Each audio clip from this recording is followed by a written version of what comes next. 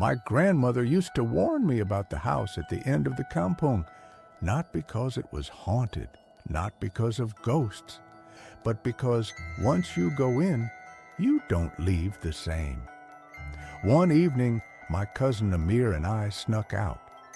The deeper we went, the heavier the air became. The trees didn't whisper, they held their breath, and then we saw it, the house. Not abandoned, not ruined. The windows were clean, the lights were on.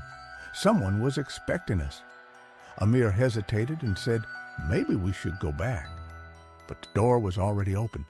We stepped inside. The air was warm, filled with the scent of something cooking. A woman stood in the kitchen, stirring a pot. She turned and smiled. It was my mother, but my mother was home, asleep in our house. And yet, here she was. Then we heard it, a wheezing breath from behind us.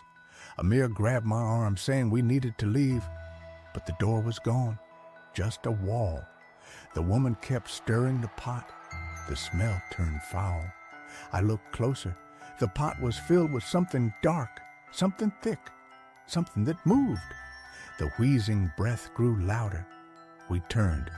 A figure stood there, not Amir, not me, but something wearing our clothes, our faces, watching. It smiled. And then we were outside, back in the kampong, back in our beds, as if nothing happened, except Amir stopped talking, stopped eating. 2 weeks later, he disappeared.